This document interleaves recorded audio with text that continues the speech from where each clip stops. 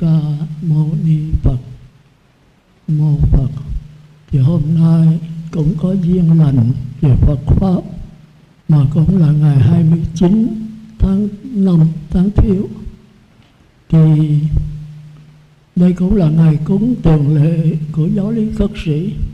Thì cũng có chư thiện nam tín nữ tề tụ đông đủ tại tịnh xá Ngọc Vân đây. Bữa nay tôi hơi mừng, thấy cậu An cô siêu ít. Quý vị cầu hiện tại thôi, cho mỗi bữa một đống, tôi đọc không có hết. Thì cái bài pháp là quan trọng. Những người nào chết mà nội trong 49 ngày hoặc một vài năm thì chúng ta nên cầu. Còn 2, 3, 4, 5, 7, 80 năm cũng còn cầu. Đã đi sanh về thế giới nào rồi không biết, sanh trong gia đình mình không hay nữa. Ở đó mà cứ cầu. Ông nội, ông cố, ông sơ đã thành con cháu hoặc là heo, gà, vịt, trâu, chó trong gia đình, thì chúng ta phải hiểu cái đó. Lâu quá rồi thôi. Hoặc là có khi thấy mà báo mộng đó thì nên cầu. Có người 30-40 năm cũng chưa siêu thì là khổ quá rồi, phải về báo mộng con cháu để cầu. Thì cái đó là do người chết không hiểu gì về Phật Pháp hết, và người sống cũng chả biết gì hết. Thành ra hôm nay tôi muốn nói về vấn đề đó, cầu an và cầu siêu. Tức là cầu tài, cầu phước, cầu lộc, cầu thọ, cầu an, cầu siêu, vân vân. Cầu ông nội, bà nội, bà cố gì đó tùm lum. Nhất là ngày rằm tháng 7 mà chúng ta chả hiểu gì hết. Cầu là cầu lúc còn sống, chính người chết đó phải cầu. Còn tha lực thì có, nhưng mà rất là ít. 10 phần đó thì người tha lực hết 7, còn người được cầu hồi hướng là 1-2 phần. Nó mong manh. Nhưng mà tôi đứng ra tôi cầu, tôi cũng chả biết gì hết. Cái đó phải là A-la-hán, mà tôi có đắc quả gì đâu. Thành ra mỗi khi làm là tôi hơi tàm quý, hơi mắc cỡ. Thì theo kinh dạy tôi phải cầu thôi. Tôi đọc giấy rồi tôi ngồi thiền, tôi chú nguyện. Theo bên khất sĩ thì không có vấn đề tụng kinh, chỉ có độ cơm rồi mới tụng kinh thôi. Còn ngày thường đó là cầu kinh vô tự. Đây là theo Đức Tổ sư Minh Đăng Quang. Các sư không có đi đám tụng kinh. Thỉnh thoảng vì tình cận sự cư gia, các sư có đến an ủi để nói Pháp. Sư trưởng chú trọng vào pháp lý, thành ra cái buổi cúng ở đây nó khác với bên chùa. Bên Bắc Tông, Tông để đến cúng, đọc kinh, ăn chay rồi về. Ở đây không có vụ đó. Đến cúng, nghe Pháp rồi về. Có khi không có ăn chay nữa. Ở đây không có đãi. Thì Phật tử nào sớt phát đó, họ rộng lượng, họ đãi. Hoặc ngày trai tăng thì họ đãi. Có khi trai tăng tới 3-4 chủ. Còn ở tịnh xá Ngọc Vân mà đãi là không bao giờ có. Ông là sạch sành xanh, ông không có gì hết, ông có cái gì đâu mà đãi. Ông đãi bằng pháp lý. Còn quý vị đãi tôi bằng vật chất. Người ta xin vật chất để nuôi thân, người xin tinh thần để nuôi tâm. Tôi thì cái tâm được rồi, 250 giới mà, không thì đọa chết. Tôi là một là Phật, hai là ma, chứ tôi không có làm người trời được. Khất sĩ là vậy. Còn quý vị đó là người trời hoặc là ma, chứ khó mà làm Phật. Tôi nói khó, khó tức là quý vị không đủ điều kiện. Chạy ăn từng bữa tốt mồ hôi, nào lo cha, lo mẹ, lo chồng, lo con, lo tiếp xúc xã hội, quan hôn, tang tế, đám cưới, đám ma, rồi xã giao tùm lum. Một các sư là cõi thế sự xa mất biệt hình. Ông nào trụ trì thì phải chịu thôi. Còn ở dưới là không làm cái gì hết. Tối ngày lo tu học, đi xin ăn, đi bát, về Phật tử sức thêm, rồi ngồi thiền xem kinh. Chuẩn bị cái ông trụ trì chết mình lên phải tài, thì mình phải pháp lý thôi. Có nhiều đó. Người xuất gia theo Minh Đăng Quang là chỉ có Pháp thôi. Mà chính Đức Phật có nói vậy. Trước khi mà Phật Thích Ca chết khỏi cõi thế rồi, A Nan nói bây giờ chúng con, sư phụ đã chết rồi, con lấy ai làm thầy?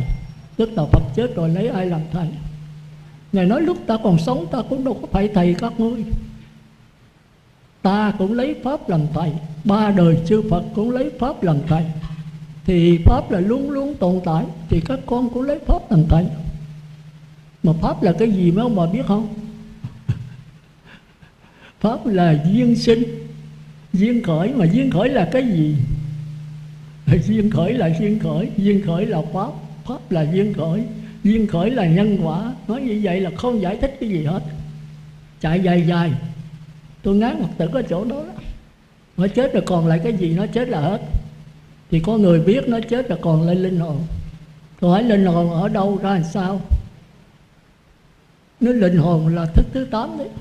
Thức thứ 8 là gì? Thức thứ 8 là thân trung ấm. Thân trung ấm là gì? Trung ấm là ai? Là da đó. Ông nội tôi không biết cái gì hết, cứ chạy dài hết. Rồi tôi cứ dí là thân trung ấm là cái gì? Thân trung ấm là linh hồn. Linh hồn là cái gì? Là thức thứ 8. Thức thứ 8 là cái gì? Là tàn thức. Như vậy là có giải thích gì đâu. Quốc là gì? Quốc là quốc gia. Gia là gì? Gia là gia nhà. Thì như vậy là không biết chữ quốc là cái gì. Thì phải cho thí dụ đàng hoàng. Thành ra hôm nay tôi muốn xin nói với quý vị đó hai vấn đề quan trọng nhất. Vấn đề quan trọng thứ nhất là quý vị thích cầu mong, cầu an, cầu siêu, cầu tài, cầu phước, cầu lộc, cầu thọ, cầu tùm lum. Suốt đời mình cầu. Bây giờ lại có cái tin bây giờ búng ra đó, nhất là ở Châu Đốc và Vũng Tàu, là quả địa cầu này sắp nổ. Nó tận thế toàn thể chết hết. Từ ở đó mà tung tin xuống Trà Vinh và khắp các nơi trong nước mình, mà không những nước mà cả thế giới. Ngày 21 tháng 12 năm Thìn gì đó, tức là năm tới, còn có năm thì nó nóng bức và mưa xối xả, nước tràn lên cả 3, 4, 5, 7, 8 thước. Những cái tỉnh nào dọc theo bờ biển như là Trà Vinh, Nha Trang thì không còn một cái gì hết.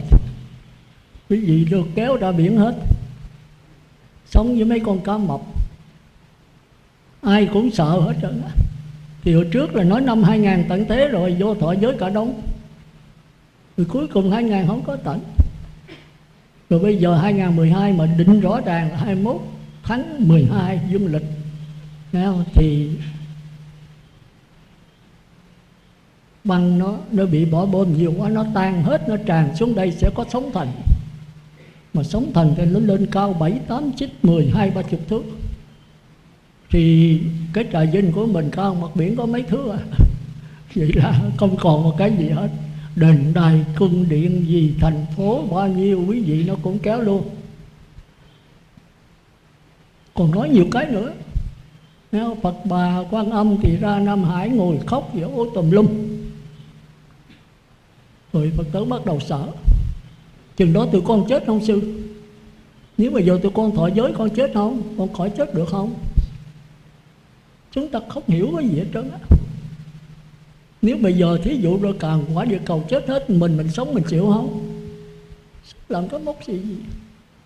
Còn bây giờ thí dụ qua cái năm đó mà không có tận thế thì mình chết không hay là sống hoài? Phải chết tốt. Ai mà khỏi chết? Không chết sớm thì chết muộn. Không 20, 30, không sanh ra chết thì 10 năm, 20 tuổi, 30 tuổi, 50, 70 tuổi, 100 tuổi, 200 tuổi rồi cũng phải chết. Nhưng mà cái quan trọng là cái gì? Đâu phải là cái chết.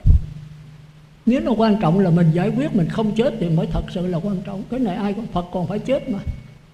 Nhưng mà còn lại cái gì? Và có đó đầu thai như thế nào? Nó lên hay là nó sa đọa? Mà sa đọa về đâu? Rồi nó lên sanh ra cõi trời ở đâu? Nó ra làm sao? Và làm thế nào để mình sanh về cõi trời? Làm thế nào để mình bị đọa xuống địa ngục? Đó là một vấn đề quan trọng. Thành ra hôm nay tôi muốn nói những gì vấn đề đó. Thì cái đó nó liên can tới cái xác thân mình. Mình đừng có tìm hiểu cái chết. Mình chưa chết mà không biết được cái cảnh giới chết, chỉ có bậc thách thôi. Nhưng mà Đức Phật nó nếu các con hiểu được cái sống là các con hiểu được cái chết. Cái chết nằm ngay trong cái sống, và cái sống nằm ngay trong cái chết. Quý vị biết quý vị sanh ra đời để làm cái gì không? Quý vị sanh ra đây để làm cái gì quý vị biết không? Chứ không ai để ý. Sanh ra là để chết, có vậy thôi. Thành ra vừa lọt lòng mẹ là mang cái bản án tử hình rồi. Bản án đó ai treo? Chính mình treo cho mình. Sanh là để tử, mà chết là để làm cái gì? Để sanh cái thân khác nữa. Rồi sanh thân khác để làm cái gì? Để chết. Chỉ có vậy thôi. Nhưng mà tại sao phải mang thân khác?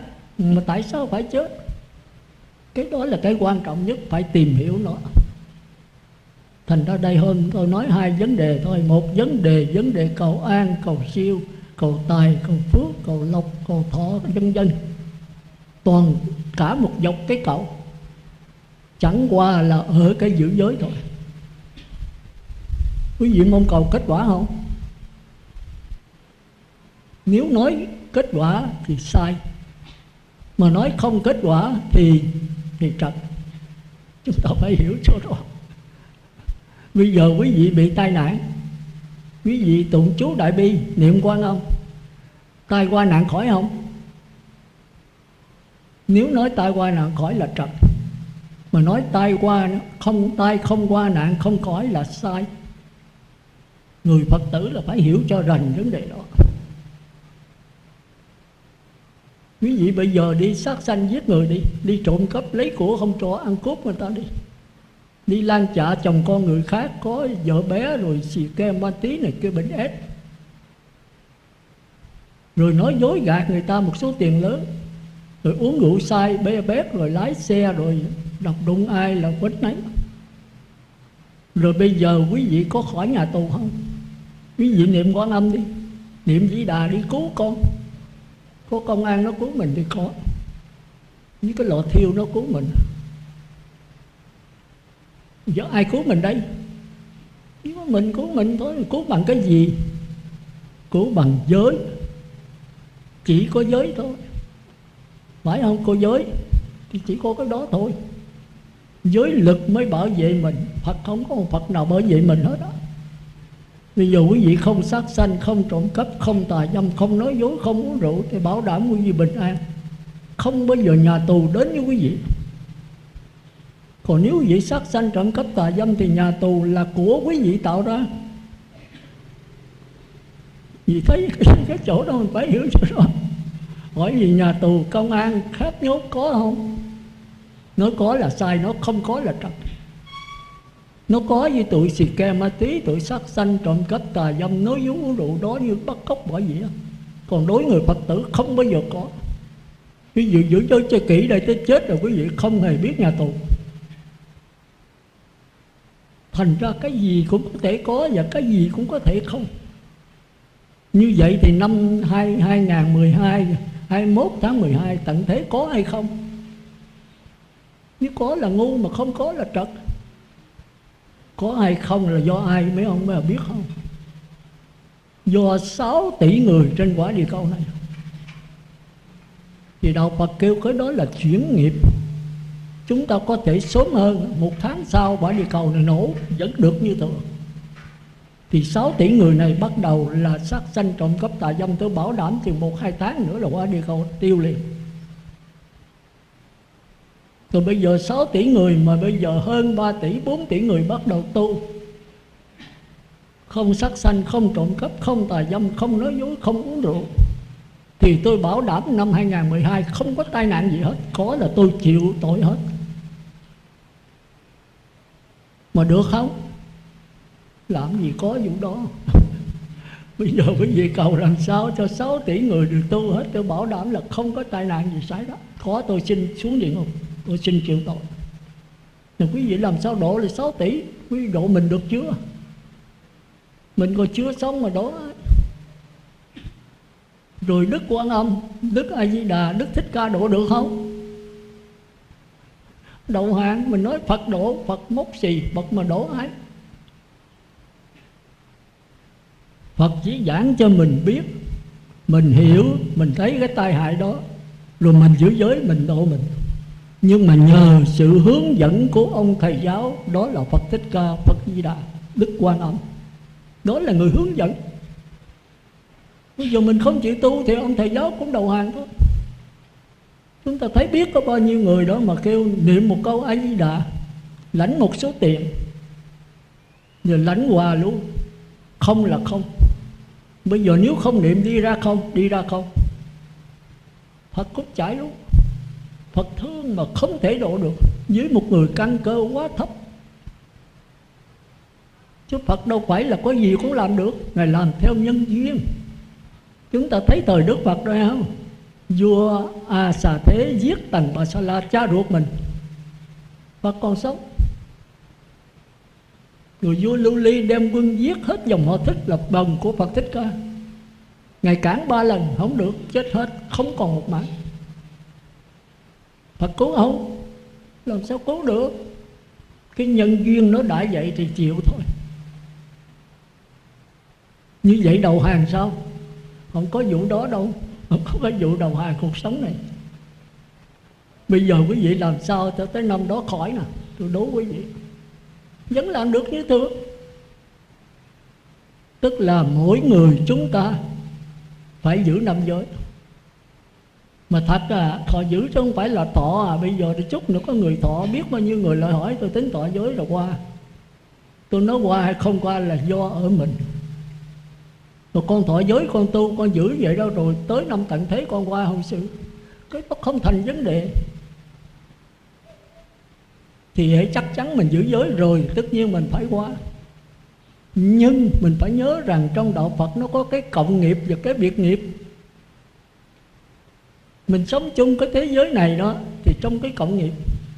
Nhưng mà không phải ai cũng giống ai. Có người tu, người không tu. Người 5 giới không được, người 8 giới, người 10 giới, người 250 giới. Còn cái kiếp trước nữa, một cái xe hơi chở 50 người mà xuống sông, chết hết không? Chưa chắc. Có thể 30, 40 người chết, 45 người chết, còn 5 người sống. Và có thể không xây xác gì hết. Có người xuống là chết lập tức, có người đem vô nhà thương mới chết. Tại sao vậy? Tại vì cái việc mình nghiệp khác nhau. Cùng chung một cột nghiệp thì cùng xuống dưới sông một lượt. Nhưng cái việc nghiệp người thì chết lập tức, người thì gãy tay gãy chân, người thì không hề xây xác gì hết. Là do cái sự tu của mỗi người. Nói Đức Quan Âm che chở Phật, che chở một gì? Giới lực che chở. Tôi nói sai là tôi chịu tội. Nếu mình tu thì có cái dùng hào quang, tôi kêu là thường mình kêu là cái năng lực của mình, cái thần lực của mình nó tỏa ra chung quanh. Nếu mà quý vị có cái máy chụp hình, mỗi khi quý vị sân quý vị chụp cho chung quanh mình một cái luồng hào quang đỏ chóe, nóng bức vô cùng. Một khi quý vị mà hy vọng một cái gì chụp chung quanh vị cái hào quang xanh mát, rồi quý vị niệm Phật với cái tâm thành kính mong cầu Phật tiếp dẫn mình, thì hào quang chung quanh nó màu vàng. Chỉ có những người có thiên nhãn người ta thấy được, còn mình không thấy, mình không tin. Cái ngộ vậy đó. Mấy ông bác sĩ mà còn không tính. Tôi gặp ông anh tôi nói tôi ban đầu tôi nói chuyện không lợi ổng, nhưng sau tôi đi tu tôi ngồi thiền đó rồi không có nói lợi tôi. Ông nói sư nói chết là còn lên hồn ra làm sao, sư chỉ tôi coi. Thì tôi cười. Những cái gì mà thực hiện lâm sàng thì mới có. Cũng như người bệnh là sư thấy mắt, tai, mũi, lưỡi, thân, ốc rờ được thì có. Còn cái linh hồn mà nó có nó ra làm sao, sư chỉ đi. Chết là hết. Tôi nói hết nha. Bây giờ tôi hỏi bác sĩ trả lời tôi đi.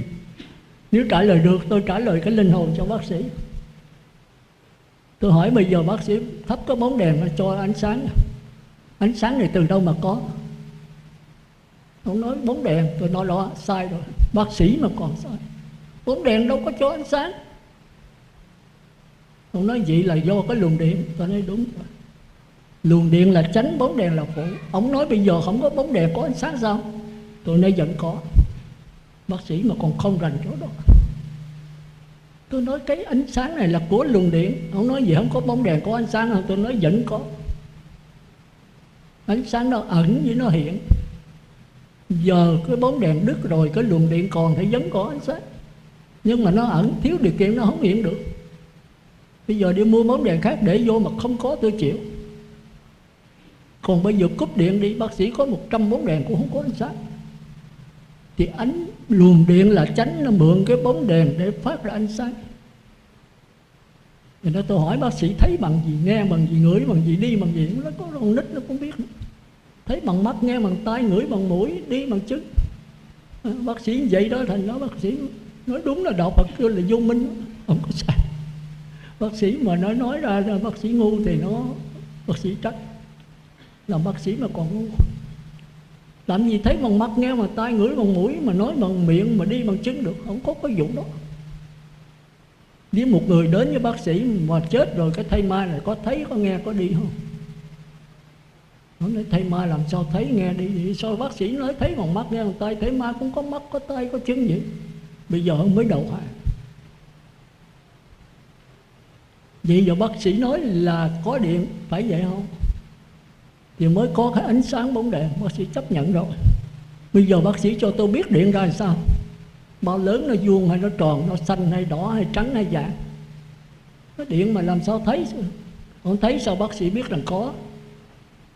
Vậy thì cái linh hồn không thấy thì bác sĩ nó không có, mà cái luồng điện không thấy mà nó có. Như vậy là mâu thuẫn. Chúng ta thấy là khoa học nó cũng còn ấu trĩ, còn con nít lắm, chưa có đi sâu được. Thành ra thường do cái ngu si của mình mà làm cho mình đau khổ, làm cho mình lẫn quẩn luân hồi mãi. Thành ra cái tin đồn tận thế này đó thì làm cho Phật tử sao động hết, ai cũng sợ chết. Nghe nói cái sự chết là sợ, mà chết ra sao mà sợ? Chết như thế nào, có tiến trình của chết làm sao, tiến trình của sống làm sao mà chưa không biết vậy trơn sợ. Mà không biết là một cái ngu, cái mê tín. Mà không biết mà sợ là cái ngu.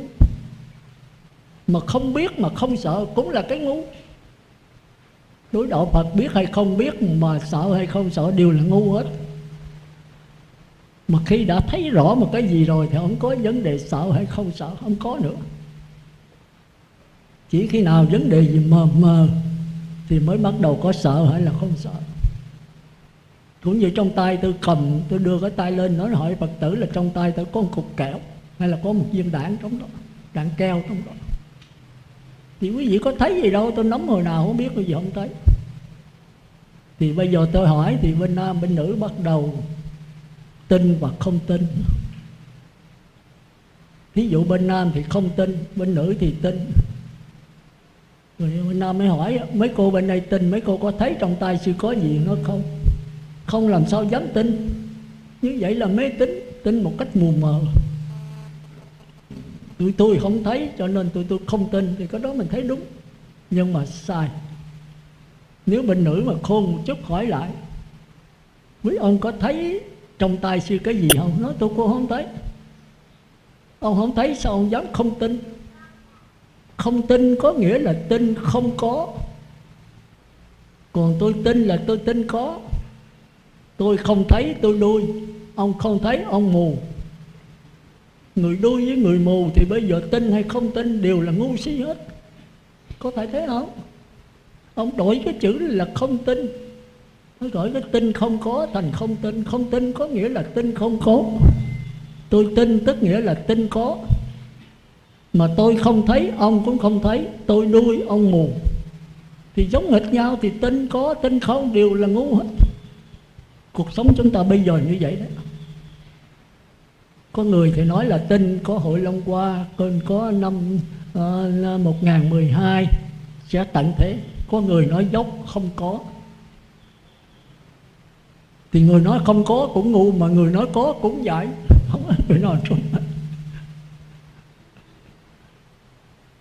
Tới chừng năm đó nó không xảy ra thì tôi nói anh ngu.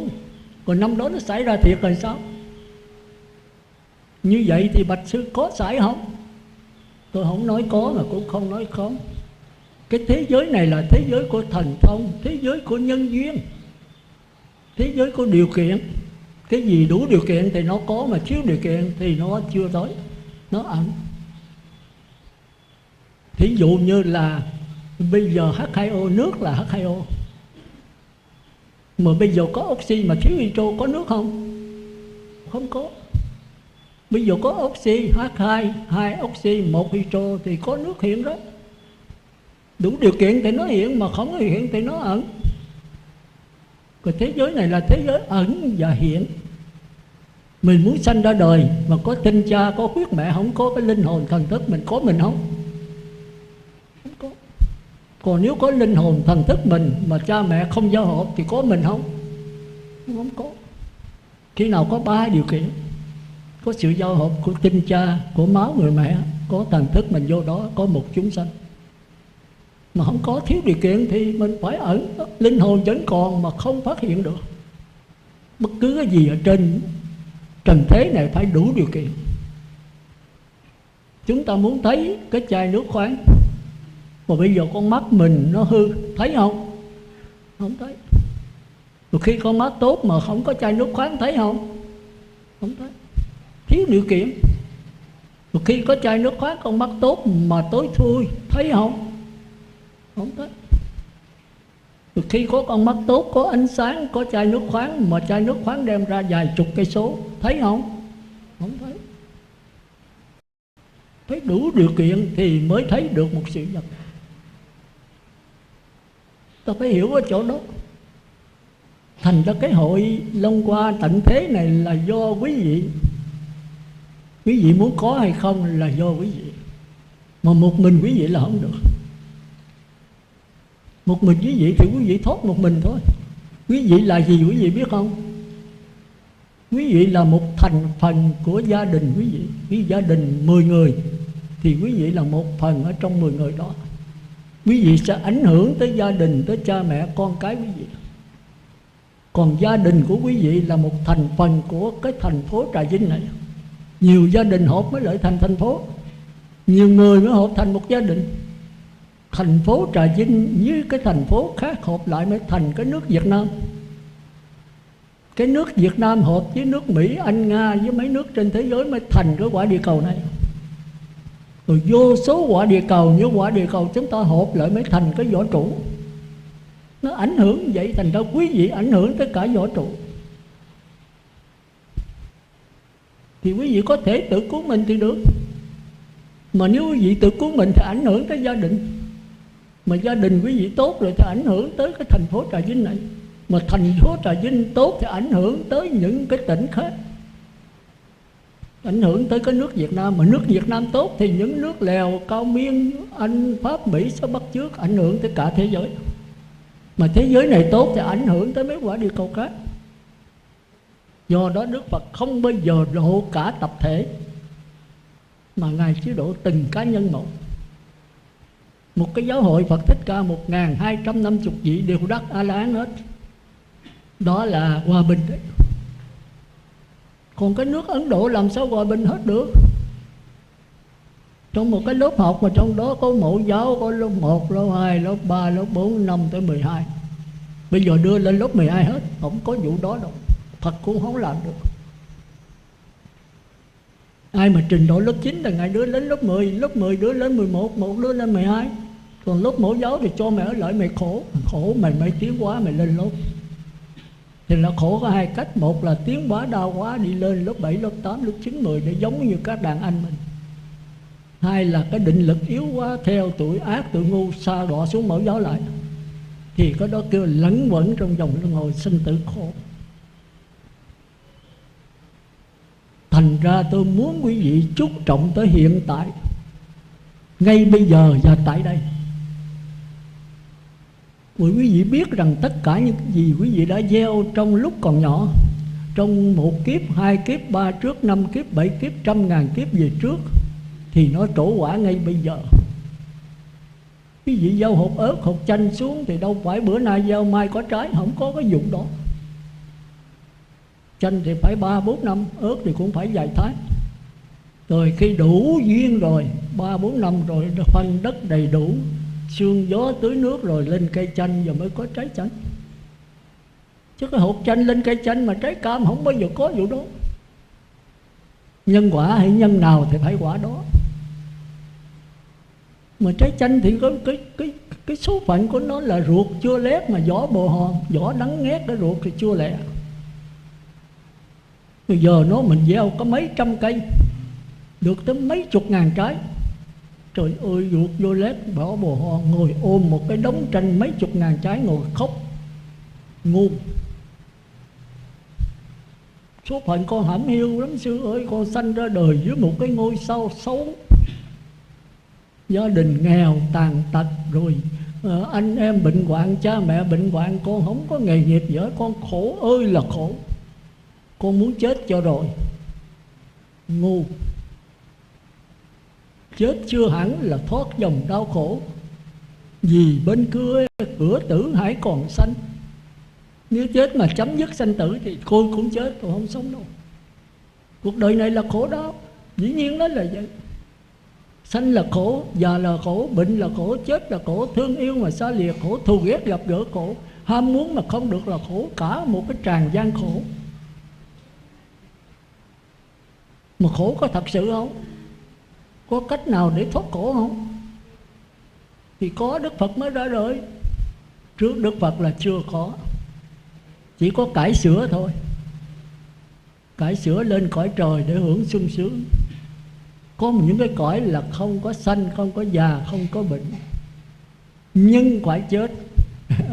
Thì cái đó quý vị phải học ít nhất gặp tôi cũng 40-50 lần. Cõi người 4 đường ác thì đau khổ rồi đó, chết lập tức đấy. Có khi mới sanh ra là đã chết rồi. Còn cõi người, cõi trời, người phải 3 giới, trời phải 5 giới, thì cũng phải chết nhưng mà cao thượng hơn, có thể sống hàng trăm tuổi. Rồi tới cõi trời sắc giới rồi thì sống hàng triệu, hàng tỷ tuổi. Không có nam nữ, không có giao hộp, sống bằng cái hào quang, ăn bằng xúc thực. Không có ăn đồ ăn như mình, không có ăn sắc, tài, danh, lợi, ăn uống, ngủ nghỉ, không có. Không có người nữ, người nam, toàn là trượng phu không. Họ sống hàng ngàn, hàng triệu, hàng tỷ tuổi. Cõi cao hơn nữa là không có sắc thân, không có cảm giác, sống bằng trời đất, tức hàng tỷ tuổi. Nhưng Đức Phật nói dầu cõi nào, dầu cảnh giới nào, dầu bao nhiêu tỷ tuổi, thì vẫn nằm trong vô thường, vô ngã, khổ đau. Mà vô thường, vô ngã, khổ đau là gì? Quý vị phải gặp tôi trong 40-50 lần quý vị mới hiểu sâu được. Cái đó là cái pháp ấn của Đạo Phật và của tất cả các tôn giáo. Nhưng mà giải thích có Đức Phật giải thích rành nhất thôi. Thôi chúng ta để đó, tôi gặp tôi nhiều lần rồi chúng ta sẽ đi. Sao bây giờ tôi giảng quý vị cũng không hiểu nổi đâu. Mà khổ đau là cái gì? Tôi muốn nói khổ đau tức là nhàm chán. Khổ đau tức là dính mắc. Sanh lên cõi trời chúng ta thấy sướng, sống hàng tỷ tuổi, sống bằng trời đất, thì nó sung sướng quá rồi. Nhưng cảnh nào sung sướng rồi nó cũng nhàm chán. Do cái nhàm chán này không ở được mới xả xuống dưới cõi thấp lại. Ví dụ để ý đi đâu, đi ở nhà riết nhàm chán, quý vị lên Đà Lạt hay là đi qua Mỹ, những cái Hollywood này kia, những cái cảnh đẹp đó, quý vị ở với 1 tháng, 2 tháng, 3 tháng thì bởi vì thấy nhàm chán rồi. Chứ vừa hỏi người dân tại đó, không thấy gì đẹp. Nó ở cả năm sanh hồi nhỏ rồi thấy nó chán, thấy mộ đẹp cái gì. Còn lâu lâu quý vị lên lần thấy đẹp, quý vị về Việt Nam 1-2 năm sau trở lại thấy đẹp. Và ở đó chừng 2-3 tháng xấu quắc, không có gì đẹp. Chúng ta sống bằng cái tư tưởng, mà tư tưởng là khuôn khổ. Mà cái gì khuôn khổ thì nhàm chán. Cái gì mới lạ mãi á thì không nhàm chán. Mà chừng nào chúng ta mới thấy mới lạ mãi, ta cứ thấy nó như vậy thôi. Bữa nay lại nhìn cái tịnh xá này, nhìn đứa con mình nó bụ bẫm đẹp quá, nhìn cho 3-4 lần thì thấy nó cũng vậy thôi. Tới 7-8 lần thấy cái mặt nó thấy ghét. Mới nhìn nó thì nó đẹp, bụ bẫm, nó cười, nó giỡn này kia đủ thứ hết. Rồi ở với nó 1-2 năm rồi nó mới thấy nó có những cái tật xấu, bắt đầu ghét. Vợ chồng cũng vậy, mới về nhau đám cưới rồi thì thấy thương nhau lắm.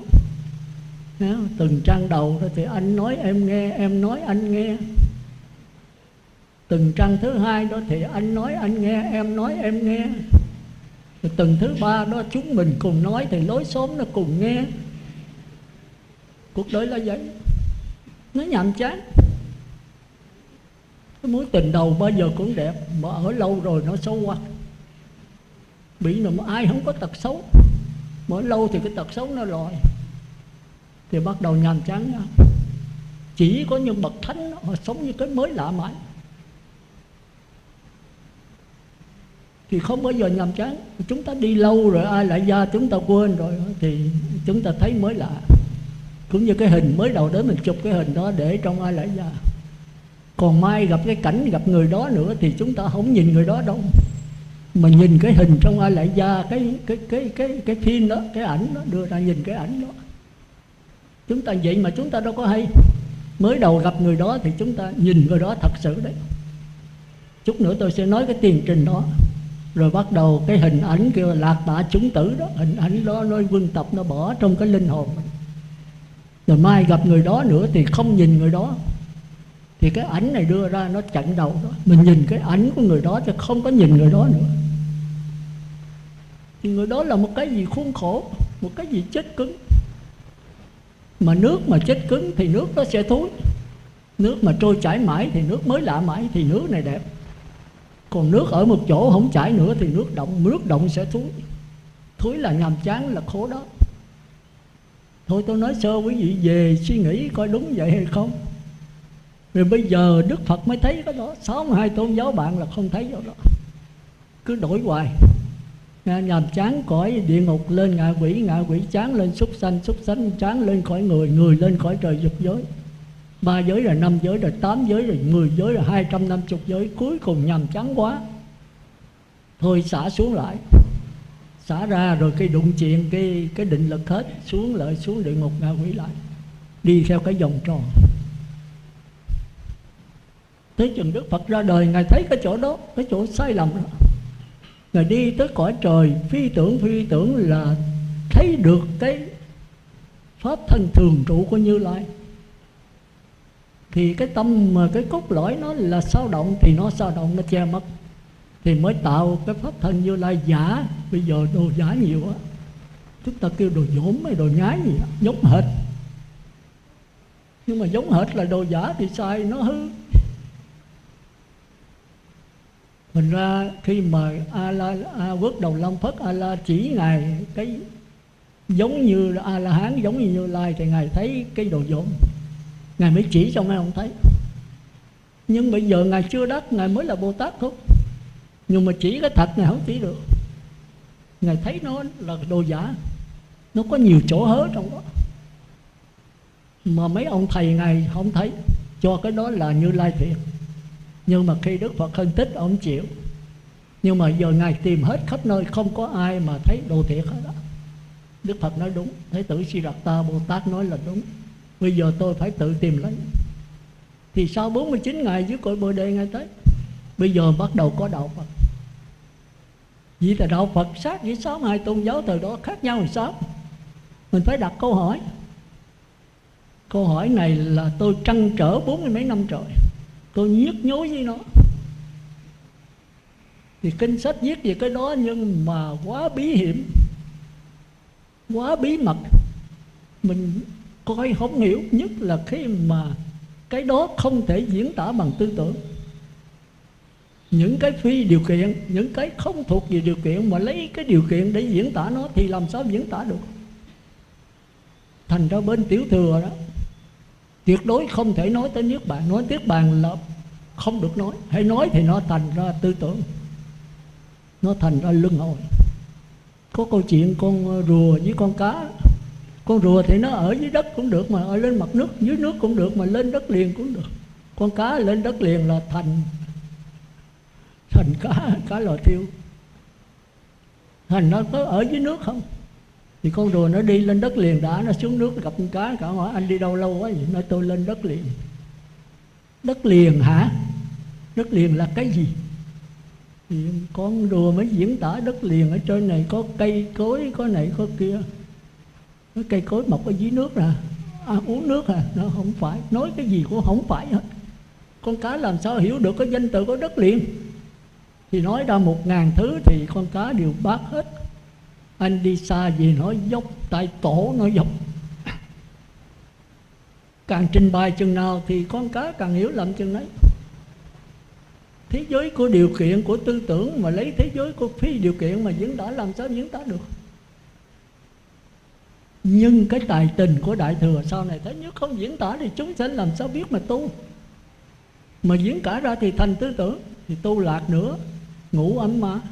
Bây giờ lọt ngủ ma rất nhiều. Thành ra Đại Thừa bắt đầu diễn tả. Diễn tả cuối cùng là nói cái này cũng không phải là Niết Bàn thiệt nha, nhưng đây là cái pháp Niết Bàn. Đây không phải là Niết Bàn mà là cái ngón tay chỉ Niết Bàn, cái bản chỉ đường. Anh theo cái bản này anh sẽ đi tới Niết Bàn, nhưng cái bản không phải là Niết Bàn. Cái hay của Đại Thừa chỗ đó. Nếu không dám diễn tả thì người ta làm sao? Thành ra chúng ta thấy rằng cái ông Triệu Châu là tay nổi tiếng về thiền sư thời Trung Quốc. Ông cũng tha thiết về vấn đề Niết Bàn. Ông nhức nhối trăn trở để tìm hiểu Niết Bàn là cái gì? Bất tử. Mà cái bất tử này độc đáo là nó nằm ở trong cái sanh tử. Mà sanh tử là sanh tử, còn bất tử là bất tử. Tại sao bất tử nằm trong cái sanh tử? Thì thường ví dụ đó giống như cái dòng nước. Dòng nước thì không có tướng, chỉ có cái hình dòng nước chảy thôi.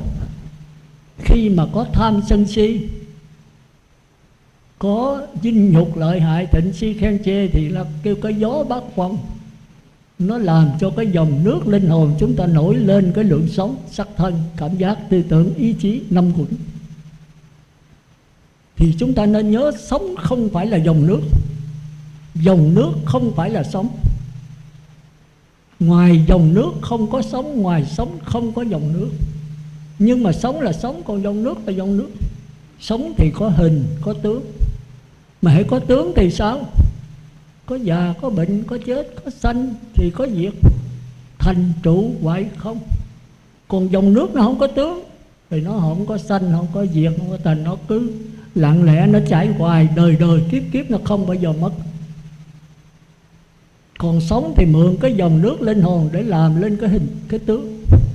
Mà lên cái tướng tới cùng tục rồi nó xuống rồi nó mất. Rồi nó lại tạo cái lượng sống khác. Thì lượng sống sắc thân của chúng ta gồm có sắc thân, gồm có cảm giác, gồm có tư tưởng, ý chí, là kinh nghiệm, kiến thức. Đều nương vào cái dòng nước linh hồn để mà điều kiện, để mà duyên khởi ra. Thành ra nếu tu trên vấn đề sống đó là đi theo cải sửa.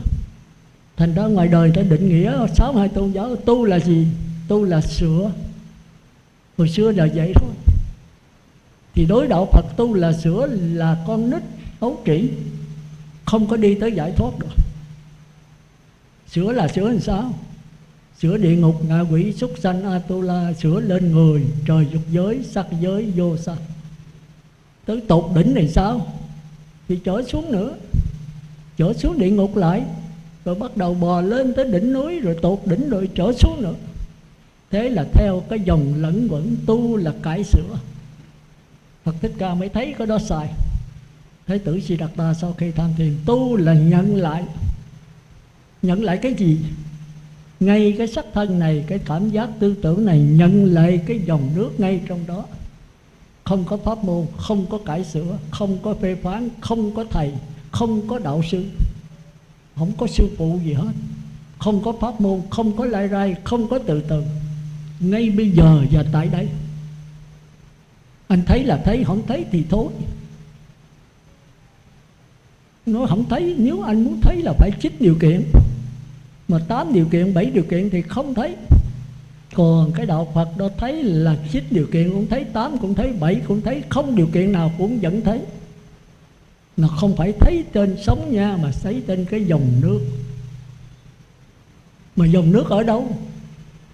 Ở ngay trong sắc thân, ngay trong cảm giác, ngay trong tư tưởng, ngay trong ý chí, ngay trong kinh nghiệm kiến thức. Nhưng nó không phải là sắc thân. Thì quý vị phải có cái đề, tôi nói lý thuyết thôi, nhưng mà vô tu là không phải vậy nhá. Trần Thân à, nó thành ra hỏi sắc thân này phải là Phật không? Đức Phật nói không phải. Ngoài sắc thân có Phật không? Đức Phật nói không có. Như vậy sắc thân là Phật ở Như Lai, sắc thân không phải là Phật. Vậy thì bỏ thân này đi tìm Phật cho khác, rồi nó không bao giờ có. Nhức nhối. Vì tôi hỏi quý vị, chứ quý vị muốn nhận được cái dòng nước, nhận ở đâu? Nhận nó ngay trong sống. Như vậy sống là dòng nước hả? Không phải. Giờ bỏ sống đi tìm dòng nước hả? Không bao giờ có. Vậy thì quý vị thấy dễ hiểu. Sống với nước không phải là một mà không phải là hai. Ngoài sống không có nước, ngoài nước không có sống. Nhưng mà sống thì sanh diệt, còn nước thì bất sanh bất diệt. Nước bất sanh bất diệt ở đâu? Ở ngay trong cái sống sanh diệt. Sống sanh diệt ở đâu? Ở ngay trong cái dòng nước bất sanh bất diệt. Thành ra nếu quý vị tu trên sống thì quý vị lang thang vô lượng kiếp. Còn quý vị tu trên dòng nước thì chấm dứt luân hồi sanh tử ngay bây giờ và tại đây. Nhưng nói vậy mà không phải vậy. Thì cái tập khí của quý vị đó nó nhiều kiếp rồi. Tôi biểu quý vị đừng cải sửa, quý vị dừng được cái đừng cải sửa rồi là quý vị là Phật. Nhưng mà chừng nào mới được? Quý vị là cái gì quý vị biết không? Quý vị là cái sắc thân này. Mà nếu nói sắc thân là ngu, sắc thân đâu phải là quý vị. Như vậy thì bỏ sắc thân này đi tìm cái Phật hả sư? Không có đâu. Như vậy làm sao nhận trong sắc thân này thấy có cái Phật trong đó? Thì cái thói quen quý vị khi nhìn cái sắc thân này thì sắc thân quý vị trở về nhá. Cái này tôi không nói trên trời, không nói dưới đất, mà nói trong sắc thân của mỗi người á. Sắc thân của quý vị có 6 phần. Trở về mình nhá, đừng có nghe tôi mà ngay ở trong này. Một là con mắt, hai là cái lỗ tai, nhìn đó lỗ tai mình không? Ba là cái lỗ mũi, bốn là cái miệng, năm là cái sắc thân này, sáu là cái ốc, cái đầu này. Thì cái đầu này là chủ chốt á. Thì chúng ta nhớ là mắt, tai, mũi, lưỡi, thân là chỗ phát hiện của cảm tình, mà chúng ta khoa học kêu là cảm giác. Chúng ta thường kêu là tình. Tình là gì? Tức là những cái dễ chịu, khó chịu, không dễ chịu, không khó chịu. Cái đó gọi là tình. Tình tức là sự mến luyến, sự đắm nhiễm ở trong đó. Đắm nhiễm với cảm giác dễ chịu, ghét thế là cảm giác khó chịu. Còn dửng dưng cái cảm giác không dễ không khó. Biết cảm giác không dễ không khó không? Cái gì chắc không để ý. Thí dụ bây giờ có cái đám ma ở ngoài lộ đó, đường Nguyễn Thị Minh Khai quý vị trong này, thì người ta trống kèn, người ta đi ngoài đó, quý vị nghe, quý vị dửng dưng. Thì có biết là ai chết đâu mà buồn, có biết ai chết đâu mà vui. Thì trạng thái đó gọi là dửng dưng, không vui mà không buồn. Nhưng mà có một đứa bé hay có một Phật tử nào không ai chạy vô, chết rồi, là Phật tử thành tín trong này, đọc kinh hướng dẫn quý vị đó ha, người Phật tử mà đáng kính, đáng yêu, đáng mến này đã chết rồi. Thì bây giờ vui hay buồn? Buồn, có cảm giác khó chịu. Còn bây giờ nói là một người đó là từng vô phá tịnh xá này, vậy quý vị không nghe pháp, không làm gì được. Bây giờ nó bị xe đụng chết rồi, thì bây giờ còn dửng dưng được không? Bây giờ vui hay buồn? Vui. Từ nay tịnh xá hết ai quậy rồi, mình nghe pháp dễ dàng. Vô đây nó xin ăn rồi đụng tới nó la sùm hết trơn, nó ca hát không ai nghe được cái gì hết. Mà nó điên rồi, bây giờ nó lẻo quánh nó. Thành ra con người mình không để ý gì hết. Có lúc mình dửng dưng, có lúc mình vui, có lúc mình buồn. Nhưng mà ta hỏi tại sao vui, tại sao buồn, tại sao dửng dưng? Không biết à. Cái đó thuộc về tình. Chúng ta kêu là ngạ quỷ. Tôi đi sâu nữa rồi. Cái này tôi giảng sơ thôi, không muốn rành là bữa Ngọc Trường á, tôi giảng mùng 7, 17 có bản rồi đàng hoàng, có trả bài nữa. Nói trả bài ai cũng sợ hết. Nó giải thoát thì con muốn giải thoát, nhưng mà đừng có cho ăn mặn quá sư ơi. Cho con ngọt ngọt một chút, ngọt mà xuống địa ngục cũng được nữa. Còn xương quết đau quá, trả bài này kia đau quá, mà con lên niết bàn con cũng không ham. Còn tử thì vậy đó, muốn cái gì mà vuốt ve mình thì khoái lắm, nở mặt bằng cái nia, mà nói đụng chạm tới cái mặt trù u, mà muốn là muốn giải thoát. Cái đó mà giải thoát á, thì thôi giờ chúng ta trở lại. Thì trở lại con người mà nha, tôi nói sơ thôi, chừng 17 rồi tôi nói kỹ hơn. Rồi phải trả bài. Bây giờ tôi có cách trả bài mẫu giáo, chứ không phải bắt từ vậy nữa. Hồi xưa là trả bài theo đạo Phật, bây giờ trả bài theo đạo Ấu Trĩ mẫu giáo. Tức là tôi đọc sao quý vị đọc lại, tôi đọc 100 chữ đọc lại 100, giống như cái máy thâu bằng. Tôi không muốn làm cái đó mà phải làm. Trình độ quý vị cao quá là phải đi cái cao rồi. Không biết làm sao. Còn cho quý vị tôi giảng rồi quý vị nắm cái ý tôi, rồi quý vị diễn theo cái lời văn, cái hiểu biết của mình. Nhiều khi quý vị diễn ngắn gọn hơn tôi nữa, thì cái này mới là độc đáo, có sáng tạo.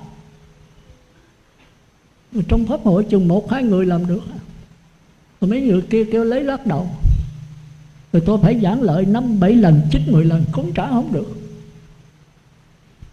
Rồi tôi tưởng đâu quý vị ngu, tôi chán nản. Từng về ngồi thiền coi lời thì quý vị không ngu, mà cái ông giảng đó mới ngu. Chết chưa, thành ra chính tôi ngu. Mình giảng bài pháp mà học trò nó không hiểu, không phải tại học trò. Học trò nó ngu nó mới đi học. Nó mà khôn như mình, nó làm thầy giáo, nó dạy vô đây nó ngồi nó nghe. Nó nghe là bởi vì nó ngu.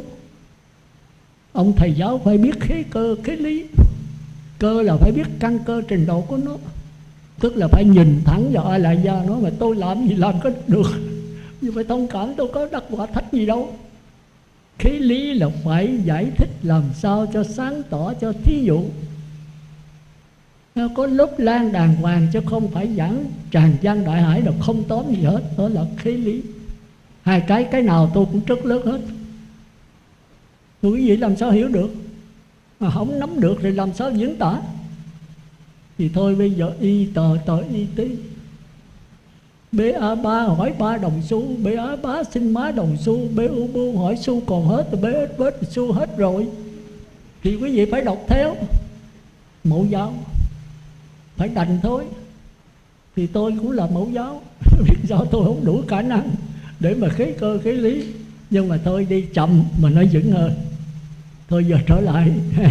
Bây giờ cái thứ nhất của chúng ta đó là tình và tưởng. Có hai cái này là nguyên nhân chánh của luân hồi sanh tử. Thì tình đó thường chữ Hán kêu là gì?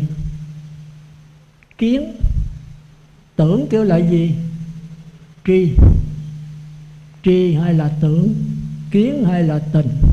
Thành ra bát chánh đạo của Đức Phật hai cái này đứng đầu. Xong hai cái này là xong tất cả.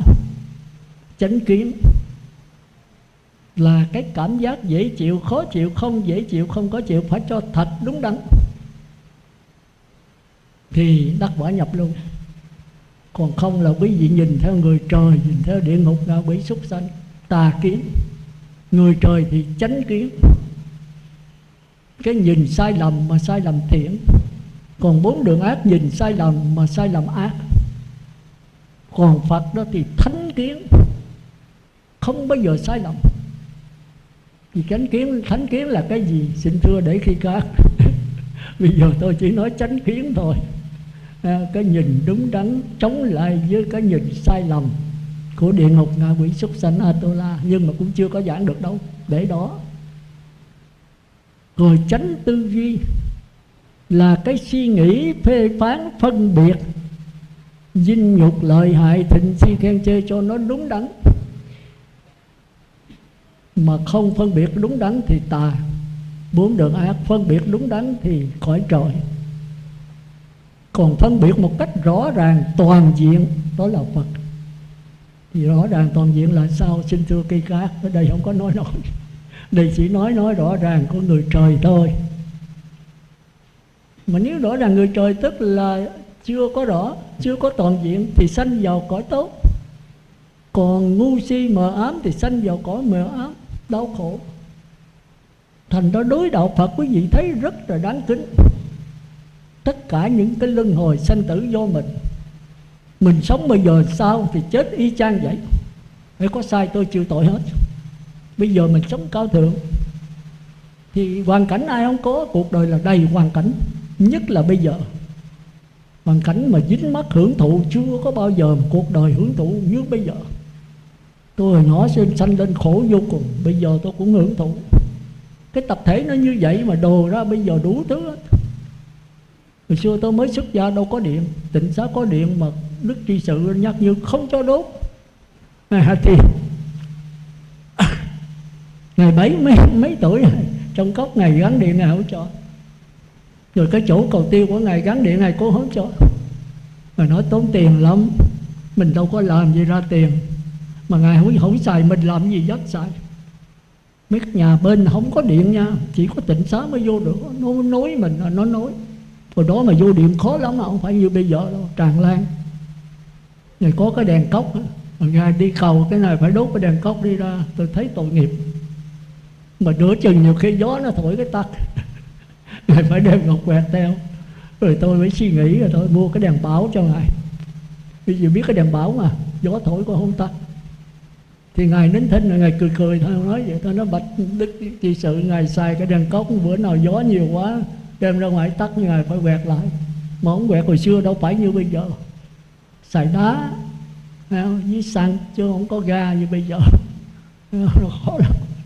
Còn mấy ông già hồi xưa tiện tặng, không phải như mình xá láng bây giờ đâu. Lịch mà Ngài xé ra rồi để Ngài cắt từng miếng, viết cầu an cầu siêu mà lấy cái đó cho Phật tử viết. Còn bây giờ quý vị sang cầu an cầu siêu một tên cái lấy 2 tờ giấy đôi, viết còn tên nó đưa cho tôi. Trời ơi tôi tiếc, tôi xé tôi cất lên cái phần trắng. Rồi bây giờ quý vị đi ra coi ăn uống ngoài ở đó, mỗi người có cái khăn mua xoa, như chùi cái đó về giặt. Bây giờ không có cái đó, toàn là giấy mà nó xả đầy nhóc dưới đường hết. Quý vị đi ra coi phải không? Một lần bán rồi cái cuộn giấy hết trơn. Mình xài mình quẹt chút xíu, mình xài tới mấy chục lần, xả một đống ở dưới đường. Mà phung phí tới cùng thì sao? Thì sao đỏ trở lại. Hồi năm 39, 45 đó, tôi sanh ra năm 40. Năm này là đại chiến thứ 2. Thì mấy ông anh tôi đó bằng cái gừng bằng vải bố đó. Người nào nấy rệp cắn là lũng đứt mình hết. Không có quần áo, vải là bị mấy Nhật Bổn, mấy Pháp đem nó xài nó đốt. Cái khi mà Nhật nó đảo chánh thì Pháp nó đi nó đốt hết trơn vải lúa, nó đốt hết. Chi vậy? Để cho Pháp đói. Mà Pháp làm sao đói, nó lấy của dân nó ăn thì dân đói. Rồi tới chừng mà đại chiến thứ 2 thắng rồi, thằng Nhật Bổn nó rút nó chạy, thì Nhật Bổn đốt lần nữa để cho Pháp đói. Sướng không? Hai mấy cái anh cả chơi và mấy em Út chịu hết. Còn Pháp nó lợi, nó đâu có sao đói, nó lấy của dân, chết dân. Ở ngoài Hà Nội nghe nói chết mấy triệu người đói, quần áo không có mặc để cái ba bố tồi nó dày dục như vậy đó, rồi rách mình mấy hết trơn, lưng đổ rách hết, rồi có khí có rận gì trong đó. Rồi bây giờ thì thôi quý vị mặc rồi, nhiều khi bên Mỹ đây giờ cũng có bất chứa, mặc không thèm giặt nữa. Bỏ ngoài đường lộ bỏ đầy em hết. Nó rẻ quá, giặt chi, nếu mà không có thì giờ đem giặt ủi rồi cái tiền giặt ủi cũng dần bằng cái tiền quần áo của mình. Thôi tôi khỏi nói mà ít thôi quý vị suy nghĩ. Nhưng quý vị nhớ cái gì lên cao rồi sẽ xuống thấp. Thành ra hồi đó Việt Nam khổ nhất thế giới. Chưa có trận chiến tranh nào mà dã man tàn ác vô nhân đạo bằng Việt Nam. Thế giới nó kêu quá, chỉ có nước Việt Nam là đau khổ nhất. Cha con giết lẫn nhau, anh em giết lẫn nhau, vợ chồng giết lẫn nhau. Thì ai ở trong miền quê thì theo bên cách mạng, ai ở ngoài chợ thì theo quốc gia. Thì nếu hai cái gia đình rồi thì gặp nhau là bắn. Tới chừng lật ra thì cốc. Thù oán gì đâu, khác nhau cái ý thức hệ. Một bên thì theo Nga, một bên thì theo Mỹ. Rồi tôi lóc cốc lên con chốt này nó quánh nhau, mấy ông tướng ở trên sai. Việt Nam là khổ nhất. Thành ra thế giới nó có chiến tranh mà tàn ác, tàn nhẫn, dã man, vô nhân đạo chưa đâu bằng Việt Nam. Còn bây giờ thế giới lộn xộn, khắp cả thế giới có Việt Nam im thôi. Cái nhân quả nó phải vậy. Đau khổ nhất thì bây giờ an nhất, mà yên nhất rồi để rồi trở lại đau khổ nữa. Hiện tượng giới nó là vậy. Thì quả địa cầu này lâu rồi thì nó phải nổ thôi. Nhưng mà nổ ngày nào mình quyết định được không? Thì trong đó quyết định là 21 tháng 12 tôi nói chưa chắc. Quý vị có thể cải sửa được. Tôi nói thiệt, nếu mà sai tôi chịu tội. Quý vị có thể làm cho nó qua năm 12, 14, 15, 16. Như năm 2000 đúng là tận thế mà đâu có tận. Tại sao không tận quý vị biết không? Người ta tu nhiều quá, người ta năn nỉ nhiều quá. Thì cái thế giới này tận thế là do đâu? Do tư tưởng của tập thể. Bây giờ quý vị biết là nắng lửa mưa dầu là do đâu? Quý vị biết nắng thì nóng nhất. Hồi xưa nắng 20 mấy 30 độ, bây giờ 40 mấy 50 không. Rồi bây giờ nước có sóng thần, hồi đó thì 5, 10 năm, 20, 30 năm mới có một lần sóng thần. Bây giờ một năm mấy lần.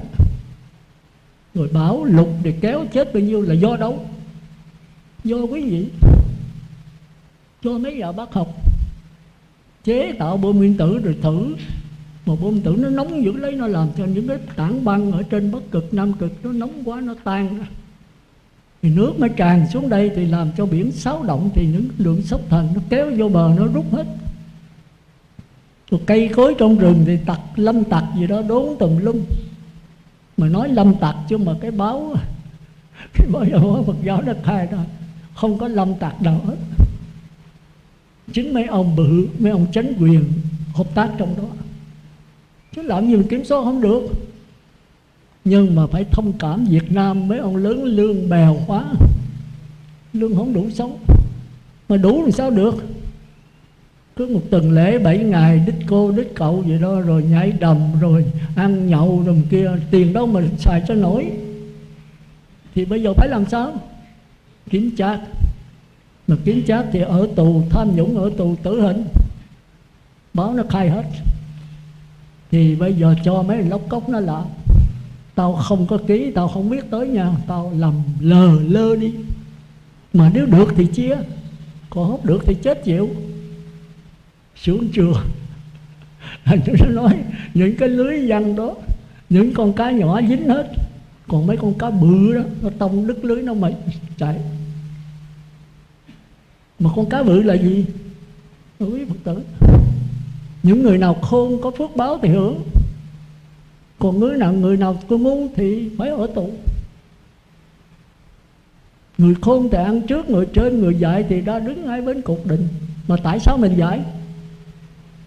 Tại sao người ta khôn, người ta có phước báo? Bởi vì người ta có tu, người ta có giữ giới. Còn mình không tu, không giữ giới thì không có phước báo, đó là dĩ nhiên rồi. Mà ai tu cho mình? Thì chính mình. Mà tu tới có phước báo rồi thì giàu có, thông minh, sáng suốt. Để rồi chi nữa? Hưởng thụ. Hưởng thụ thì sao? Hết phước. Hết phước thì sao? Xuống địa ngục lại. Mấy ông lớn, mấy ông tổng thống như ông Diệm này kia là phước báo dữ lắm, thông minh vô cùng. Hưởng thụ làm ác, giết Phật giáo mấy tăng sĩ đâu có mấy ngàn người. Thì bây giờ nằm ở đâu? Xuống địa ngục. Hồi xưa thì quá cao, xuống quá thấp. Mà nếu ông chịu bỏ ngai vàng đi tu thì ông thành Phật. Con người thông minh thì dễ tu, mà dễ làm ác. Thành ra Đức Phật nó sợ, không sợ địa ngục ngạ quỷ mà sợ người trời. Mấy ông mấy bà là đáng sợ nhất. Tôi nói đừng có giận tôi. Nếu mà ông bà muốn làm Phật thì làm rất là mau. Con người thông minh vô cùng, đây là ngu, đâu phải ngu, thông minh. Mà thông minh mà chịu làm ác đó, không ai mà hơn mấy ông mấy bà đâu. Tính toán dữ lắm. Người ta thì một người giết người thôi, mấy ông bà chịu giết là giết tập thể đấy. Cũng như hồi xưa đó, người ta ngu thấy người ta ra trận đánh là một người giết người. Còn bây giờ một ông tổng thống có thể giết hàng triệu người, giết luôn có quả địa cầu này. Ông ngồi một chỗ thôi, ông chỉ nhận nút một cái là quả địa cầu này tiêu liền. Tổng thống Nga, tổng thống Mỹ nếu chịu một cái là quả địa cầu này tiêu. Thì ông sẽ ở địa ngục đời đời. Thành ra tôi mới là mấy ông mấy bà mới hiểu cái ý tôi. Tôi không chịu mấy ông bà làm phước, mà tôi muốn tu qua trí huệ. Thì ai mà phước báo bằng mấy ông mấy bà cúng dường hồi xưa giờ đầy nhóc rồi, thì quý vị sẽ thông minh sáng suốt. Quý vị niệm Phật đếm từ 1 tới 10 niệm Phật, khỏi đếm khỏi cần niệm Phật, không ai qua quý vị đâu. Cái quyền lực quý vị sẽ rất mạnh, quý vị sẽ rất là thông minh. Quý vị ra làm việc sẽ giàu sang, quan quyền, vua chúa, sự sung sướng thanh nhàn của cõi trời, chắc chắn là phải vậy.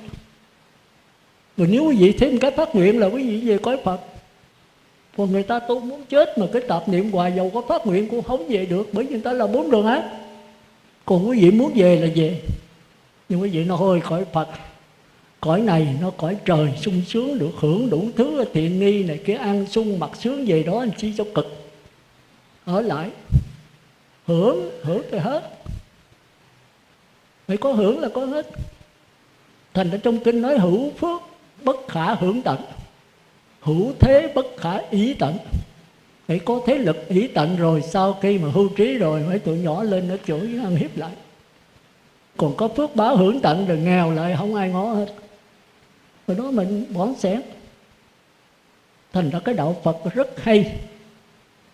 Đức Phật khuyên những người nghèo đó nên bố thí. Rồi mới tôi xuất gia tôi không hiểu, nghèo bố thí cái gì? Nghèo sạc mồng tơi không có, các bạn bố thí cái gì?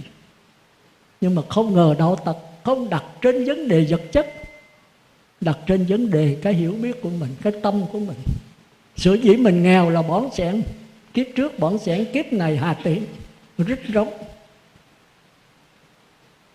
Vì rít rống nghèo cho cái nghiệp nó đeo theo.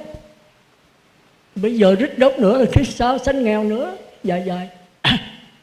Thì bố thí là bố thí cái gì? Chúng ta thấy Xá Lợi Phất xin có bà lão ăn mày đó, nói con nghèo quá ngài ơi, tôi không có cái gì bố thí cho ngài hết. Xá Lợi Phất nói bà bố thí cái nghèo cho tôi. Thì bà lão kỳ, ông này ông nói chuyện kỳ, cái nghèo làm sao bố thí? Là bố thí cái tâm của bà. Một ngày bà đi xin được bao nhiêu? Có 2 đồng xu. Con ăn bữa trưa bữa chiều nhịn đói, thôi giờ bà nhịn một bữa bà bố thí cho tôi được không? Có 2 xu mà ngài lấy làm cái gì? Không đủ đem cái cục kẹo cho ngài nhai. Bố thí cái tâm của bà. Một người có 10 tỷ mà bố thí 8 tỷ dễ thôi. Một người có 2 đồng xu bố thí 2 đồng xu thì cái phước báo gấp cả 100 triệu lần người có 10 tỷ mà bố thí 8 tỷ. Thì chúng ta lấy làm lạ, trời ơi 8 tỷ mà cái phước báo không bằng 2 đồng xu, phước báo gấp tỷ lần. Thành ra mình không hiểu đạo Phật thì mình thấy nó kỳ lạ. Mà bố thí vậy thì kiếp sau làm sao? Bà lão này chết kiếp sau làm hoàng hậu, có 2 đồng xu mà sanh lên làm hoàng hậu. Từ sau là bà ngồi thiền, bà tu, bà biết được tiền kiếp. Bà biết hồi trước mình bố thí 2 đồng xu mà lên hoàng hậu. Bây giờ mình bố thí mới xin nhà vua, trong nhà vua có 10 cái kho vàng kim cang hột xoàn. Bà hoàng hậu bà mới xin 1 kho, nhà vua cho liền còn lại 9 kho, đem hết 1 kho rồi bố thí cho dân.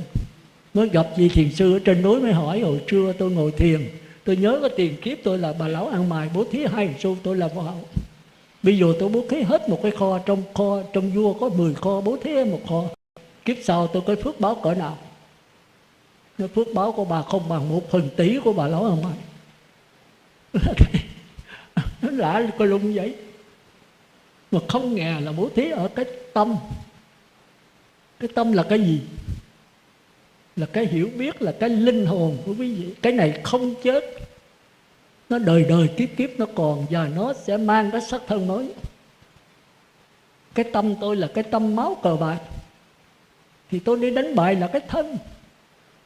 Mà có cái tâm tôi sai tôi mới đi đánh được. Còn nếu Phật tử mà kêu đi đánh bài là cái tâm nó không có cho.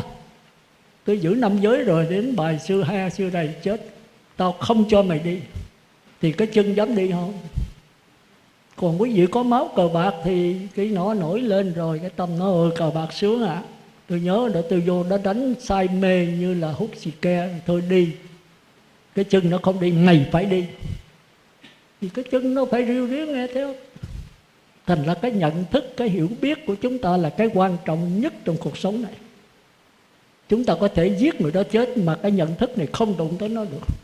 Chúng ta có thể đập bỏ cái bóng đèn, nhưng mà cái luồng điện không mất, nó sẽ đi mang cái bóng đèn khác. Chúng ta phải hiểu như vậy. Thành ra cái tâm không bao giờ chết, mà nó ở đâu? Nếu sự không chỉ được là nó không có. Thì giống như nãy tôi nói, cái gì mà vô hình, cái đó mới chỉ huy cái hữu hình. Cái người khôn là khôn gì? Đâu phải khôn trên sắc thân này, mà khôn trên cái hiểu biết của họ. Mà cái hiểu biết ra làm sao? Sư nó ở đâu? Đầu hàng. Hiểu biết thì nó nằm bàn bạc trên không gian này. Những cái gì tôi làm tội ác tôi học hồi lúc nhỏ còn không? Nếu không còn, bây giờ tôi hỏi cái gì cho năm ngoái ở đây quý vị nghe tôi giảng cái gì? Quý vị nhớ lại nó ở đâu? Nó bao lớn, nó ra sao? Nó hình tướng. Quý vị đập cái ốc này nhớ lại, có khi nhớ, có khi quên. Rồi những chuyện lúc quý vị còn đi học, còn 7-8 tuổi con nít, quý vị vô mà phá đám vô ăn cắp xoài của người ta, bây giờ quý vị có thể nhớ lại được. Nó ở đâu? Thì nó ở trong tâm, mà tâm ở đâu? Nó nằm trên không gian này. Cái luồng điện sao thì cái tâm nó na ná như vậy. Khi quý vị cúp điện rồi, tắt máy đèn rồi, thì luồng điện nó đi đâu? Thì nó trở về không gian. Rồi khi mà có máy đèn đủ điều kiện rồi, thì cái luồng điện trên không gian này nó mượn cái máy đèn nó phát hiện, thì nó trên không gian vẫn còn. Khi quý vị chết rồi, cái thần thức, cái linh hồn quý vị vẫn còn trong xác thân. Nhưng mà bóng đèn đứt rồi thì nó không phát hiện ánh sáng được. Nó không thấy, không nghe, không ngửi, không nếm nữa. Nhưng mà nó vẫn còn đó. Thì nó đi tìm cái thể xác khác để có bóng đèn, có bàn ủi, có quạt máy, nó phát hiện trở lại. Thì cái đó quý vị phải ngồi thiền cho sâu, quý vị sẽ thấy. Thành ra bây giờ quý vị sống làm sao thì chết vậy. Nếu quý vị sống rồi quý vị có tu, làm cho cái luồng điện của mình 220 mạnh hơn, chứ không phải 101 nữa, thì quý vị sẽ phát ra ánh sáng mạnh hơn. Thì cái đó là do mình tu tập chứ. Mà muốn cho cái luồng điện mạnh, muốn cho vậy thì phải làm sao? Thì cái thân phải giữ giới cho kỹ. Giữ giới càng cao thì cái tâm quý vị càng thanh tịnh. Mà thanh tịnh thì càng mạnh mẽ. Mà tâm thanh tịnh mạnh mẽ thì sao? Thì ánh sáng luồng điện nó càng tỏa mạnh hơn. Thành ra giới định và thông minh trí huệ nó dính liền nhau. Thành ra cái đầu tiên là phải giữ giới cho kỹ. Rồi phải tập niệm Phật, đếm từ 1 tới 10 niệm Phật khỏi đếm. Thì cái định này còn yếu xìu. Chừng nào mà đi vô linh hồn nhốt hết, tự nhiên nó tràn ra, thì bây giờ mạnh rồi đấy. Thì mạnh quý vị sẽ quán cuộc đời là vô thường, vô ngã, khổ đau. Tất cả cuộc sống này là duyên khởi. Người thông minh sẽ giải quyết vấn đề thông minh, thì con người đó sẽ giàu sang quan quyền vua chúa, sự sung sướng thanh nhàn của cõi trời. Mà dừng ở đây hưởng thụ, luân hồi trở lại. Bây giờ bắt đầu qua đạo Phật được. Mà qua đạo Phật thì không có tu từ từ, không cải sửa, không lai rai nữa. Thì ngay cái thông minh này phải nhận được cái thông minh là cái sanh tử. Nhưng mà sanh tử cao thượng. Thì có thiện trí thức, có đức thánh nhân chỉ mà cái mình nhận lại cái bất tử ngay trong cái sanh tử này. Thì chuyện này là chuyện khác nữa. Để khi khác tôi giảng cái này nha, để tôi nói rằng cái khó đạo Phật là ở chỗ đó. Thì quý vị gặp tôi dài dài đi, rồi tôi hé một chút, hé một chút, hé một chút, và nhiều lần quý vị sẽ hiểu được. Thì qua cái đạo Phật là quý vị phải có một sự thao thức, có một sự trăn trở với nó, có một sự bất mãn cùng cực, chứ không ai làm cho quý vị thấy được hết. Quý vị càng đi tìm cái bất tử, càng đi tìm đạo Phật, thì quý vị càng xa. Cũng như ở trên cái dòng nước linh hồn, mà sống nó đi tìm nước 1000 năm cũng không gặp nước. Càng đi tìm chừng nào thì nó càng tạo những cái lượng sống khác chừng ấy.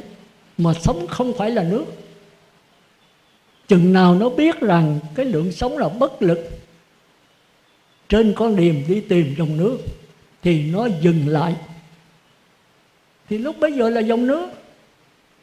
Khi quý vị phát tha thiết đi tìm niết bàn, càng tìm chừng nào thì càng hiện ra niết bàn giả nhiều chừng ấy. Vì cái tìm là vọng, mà càng tìm là càng vọng thì cái dòng nước nó càng xáo động nhiều chừng ấy, thì lượng sống càng vô số, thì làm sao nhìn thấy dòng nước. Dòng nước là cái nền tảng để sanh ra lượng sống, mà bây giờ mình càng xáo động đi tìm cái dòng nước, mà càng đi tìm dòng nước thì càng che khuất dòng nước. Rồi biết rằng cái lượng sống là bất lực trên vấn đề đi tìm dòng nước, thì lượng sống nó im bặt đi, nó không còn nổi sống nữa. Không còn nổi sống thì cái gì? Nó là dòng nước. Thành ra cái niết bàn không thể đi tìm được, mà nó sẽ đến với quý vị khi cái tâm quý vị hết mong cầu, hết xao động. Thì khi dừng xao động, đó là dòng nước. Nghe thì dễ nhưng mà tôi đố quý vị dừng cái xao động được.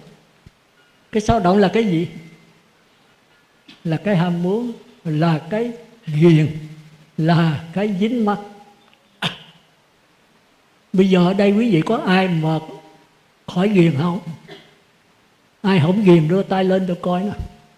Sống từ nhỏ tới bây giờ chưa từng ghiền cái gì hết, chưa từng dính mắc cái gì hết. Không ghiền trà, không ghiền rượu thì ghiền đàn bà, đủ thứ ghiền hết. Ghiền cà phê, ghiền thuốc lá, ghiền coi đá banh quốc tế, ghiền cờ bạc, ghiền đủ thứ, thích đủ thứ. Mà hãy ghiền nhiều quá thì sanh vào cảnh giới xấu. Mà ghiền ít, ghiền những cái cao thượng, ghiền đi du lịch, ghiền đi xem cảnh, ghiền những cái mà cao thượng hơn, ghiền văn thơ, ghiền họa sĩ, thì sanh vào cảnh giới văn thơ, cảnh giới cao thượng. Cảnh giới cao thượng là cái xiềng vàng, rồi cảnh giới cờ bạc gọi là xiềng sắt, xiềng xếp, thì rốt cuộc vẫn nằm trong cái xiềng. Tôi muốn chết với đạo Phật ở chỗ này. Hồi xưa thì ở ngoài đời đó tôi chưa đi tu, thì nào là tôi ghiền cà phê, thuốc lá tôi chưa có hút, rồi nói ông nào không có biết hút. Rồi đi chơi riết, rồi không chịu uống rượu, thì mấy ông thầy giáo thốc riết uống bia, bắt đầu muốn ghiền bia. Rồi đi chơi tùm lum, cái càng ngày càng xuống dốc. Thì hồi đó là người nữ đau khổ, hồi đó hai bên đánh nhau kịch liệt, mấy ông thanh niên chết lên khên. Mấy cô trẻ trẻ đó 16, 17, 18, 19, 20 quá chồng cả đống. Thì mấy thầy giáo vô một ông 4 năm bà. Tôi nói nó vô tới xuống trên trường học nó đánh ghen. Tôi nói nhờ cái đó mà tôi mới đi tu. Tôi thấy cuộc đời không có sung sướng được. Hồi đó chết mà cỡ 16, 17, 18 mà có chồng mà mới có một con là chưa con, nó đẹp vô cùng, nó hấp dẫn vô cùng. Thành ra người xưa người ta mới la là một trà, một rượu, một đàn bà, ba cái lăng nhăng nó quấy ta. Chừa được cái nào thì hay cái nấy. Làm sao mà chừa? Nó hấp dẫn vô cùng, cái hoàn cảnh cuộc đời nó tréo ghẹo. Nhất là thời buổi này thì dính vô một cái là suốt đời luân hồi. Mà vượt lên nó làm sao vượt? Thành ra tôi thấy một vị thiền sư mà bên Nam Tông viết cái bài tôi thấy thích cười. Tôi nói ấu trĩ, con nít. Mình có người yêu, có ý trung nhân, mà đẹp quá thì mình ghen. Để thấy nó nói chuyện với ai, với đàn ông nào đẹp trai cái mình ghen, mình tức. Bây giờ muốn hết tức quý vị làm sao? Ông trả lời một câu tôi thấy xanh lè. Tôi nói cái ông này dốt. Thiền sư diện mặt kể thì mình lý dĩ là hết. Tôi nói trời đất, vậy là không có biết cái gì hết. Vì mình thương vợ, vợ đẹp thì nói người ta mình ghen, bây giờ ly dị là hết. Hết không? Mình thương người đó đâu phải ở cái xác thân, ở tâm mình.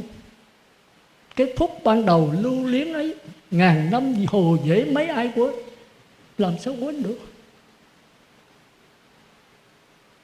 Đi cũng nhớ, ngồi cũng nhớ, nằm cũng nhớ. Tôi cũng bị cái đó rồi, lúc còn trai trẻ đi dạy làm hiệu trưởng. Khi thương rồi đó thì mình biết là đi vào cái khổ dứt.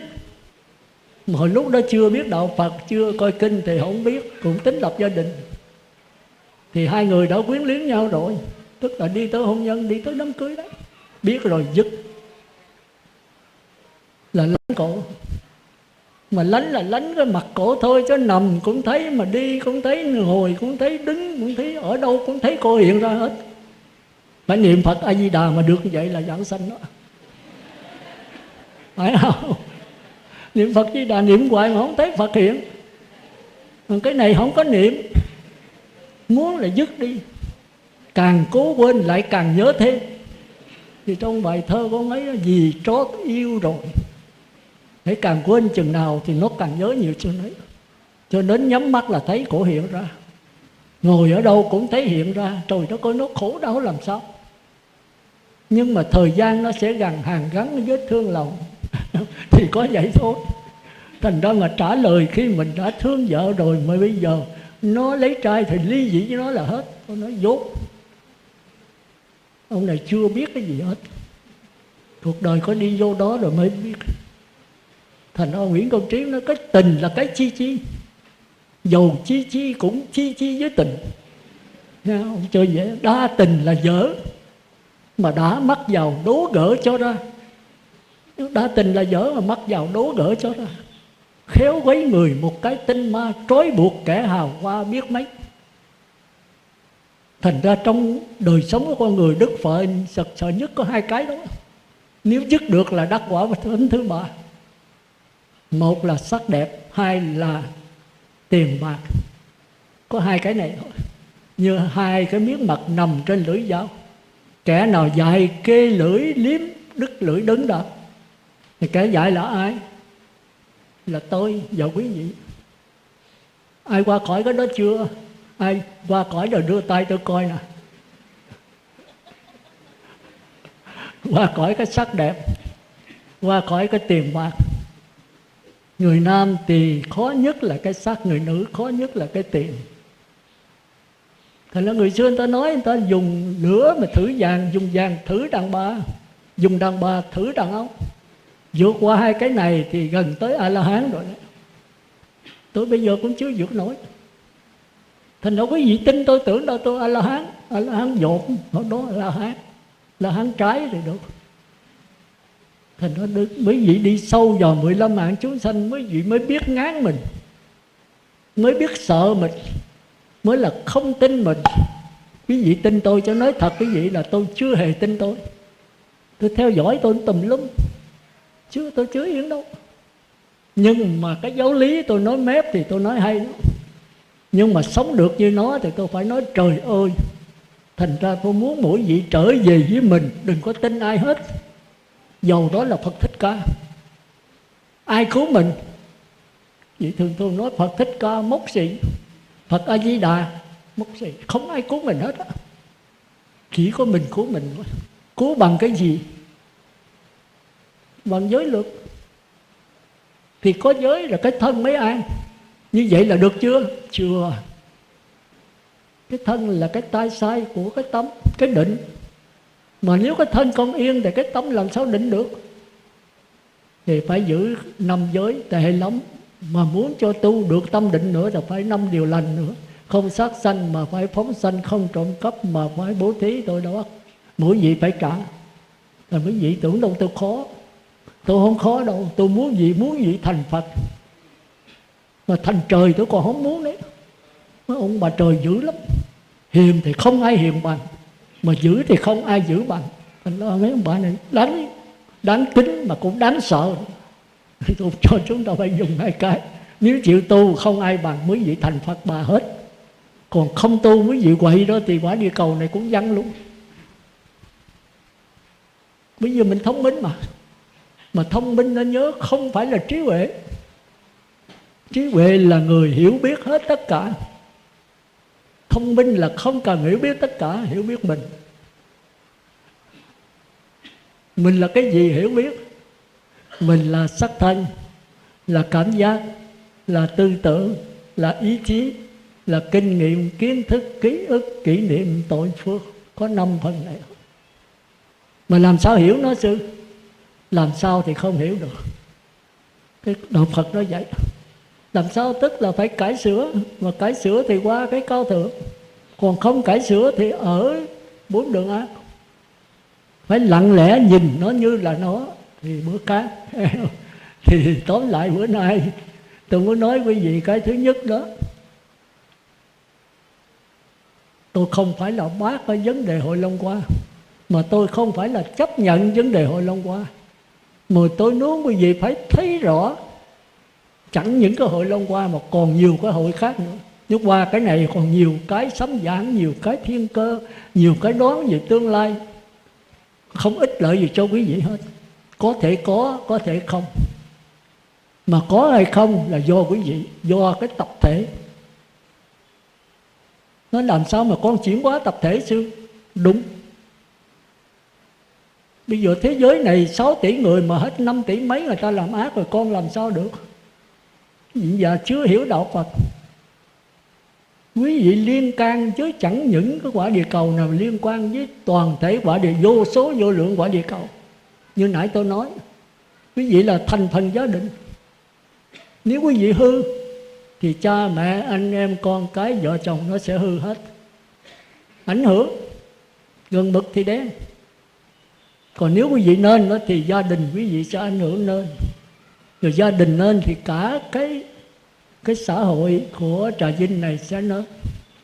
Và Trà Vinh đó là một cái thành phần của nước Việt Nam, thì ảnh hưởng tới mấy tỉnh khác thì tỉnh nước Việt Nam sẽ tốt. Mà nước Việt Nam tốt ảnh hưởng tới Lào, Cao Miên, Nga, Mỹ thì cả thế giới này sẽ tốt. Mà thế giới này tốt thì cả vũ trụ ảnh hưởng tốt. Nó là một cái dây chuyền. Thành ra bây giờ thay vì quý vị cứu quả địa cầu này, cứu thế giới này, quý vị cứu mình. Tôi bảo đảm cứu mình là cứu tất cả. Nhưng con cứu con mà 6 tỷ người không tu thì sao sư? Vẫn bình an. Tôi bảo đảm. Nó còn cái cộng nghiệp và cái biệt nghiệp.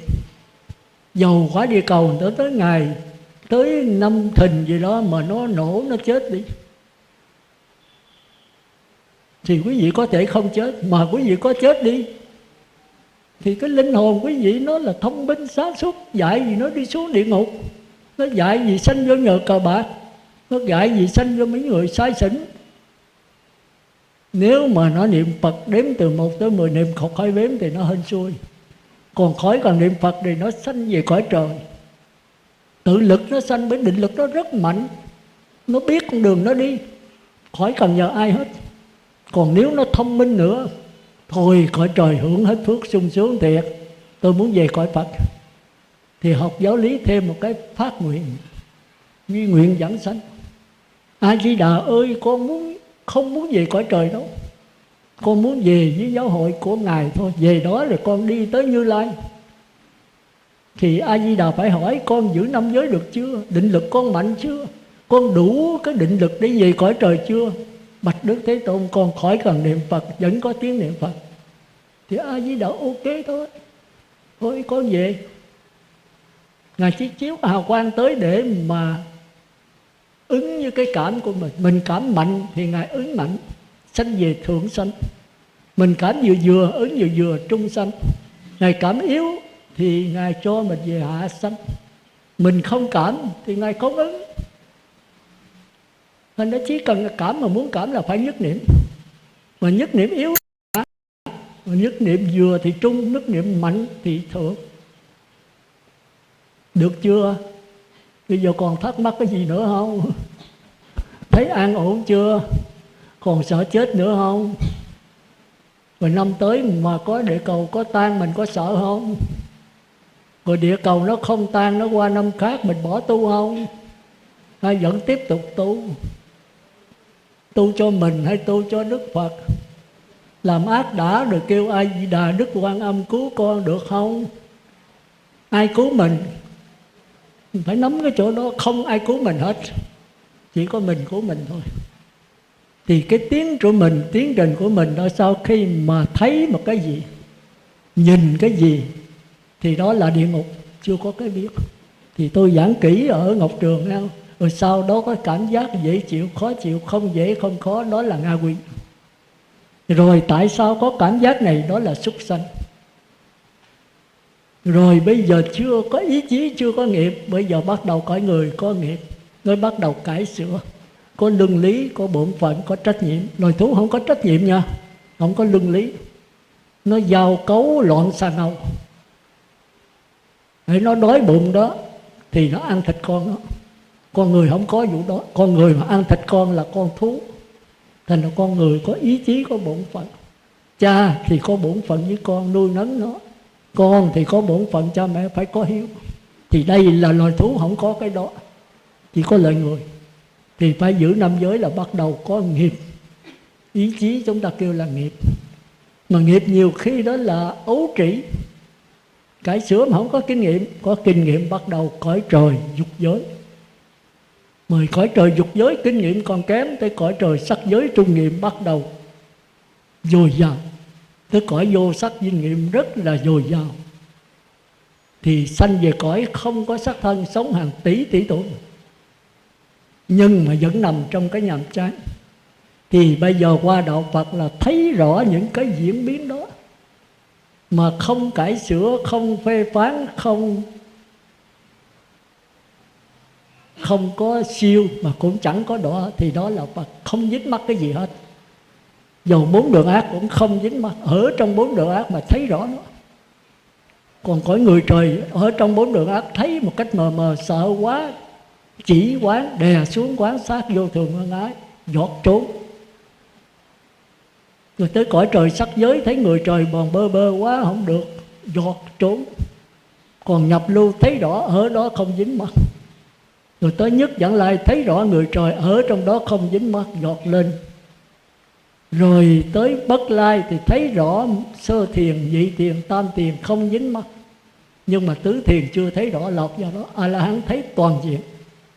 A-la-hán không dính mắc vào dục giới, sắc giới, vô sắc. Thì đó là Phật xong. Thành A-la-hán ở đâu cũng được, trả nghiệp nhưng mà không dính mắc vào nghiệp. Trong một cái nghiệp đau khổ có một cái gì không hề đau khổ. Cái này Phật tử là đón đường hỏi tôi. Sư nói trong cái đau khổ có gì không hề đau khổ, ở trong cái nhức nhối có một gì không hề nhức nhối, mà sao con không thấy được cái không nhức nhối? Tôi nói ông muốn thấy thì ông phải niệm Phật trước. Ông niệm Phật khỏi cần niệm, có tiếng niệm Phật không? Nếu con chưa, thôi chưa, đừng có qua cái mà không nhức nhối. Ông phải qua cái đó đi. Rồi vô Ngọc Dân nghe tôi nói, rồi ông tha thiết, ông trăn trở nó, ông bất mãn nó, ông sẽ nhận được. Mà nói với con không nhận được rồi sao sư? Không nhận được thì thôi, chứ giờ làm sao? Rồi Phật không có làm sao. Thì thôi, tới bây giờ tới đây thì quý vị nghe rõ hay không? Thì ở đây có hai điều thôi. Một điều thứ nhất là quý vị sống với hiện tại, ngay bây giờ và tại đây. Đừng có nuối tiếc quá khứ. Quá khứ đã qua rồi, và nó sẽ trổ cái quả ngay hiện tại. Quý vị phải cải sửa hiện tại. Và tương lai quý vị đừng mong cầu nó, đừng có mơ mộng nó. Tương lai nằm ở trong hiện tại. Quý vị giữ giới, ăn chay, làm lành đi, bảo đảm trong tương lai xấu tôi xin xuống địa ngục. Tương lai nằm ở trong hiện tại, quá khứ cũng nằm trong hiện tại. Thì sống hiện tại. Thở vào tâm tĩnh lặng, thở ra mỉm miệng cười. An trú trong hiện tại, giờ phút đẹp tuyệt vời. Nhưng không phải là đạo Phật. Nên nhớ chỗ đó. Đây là tứ thiền của cõi trời sắc giới.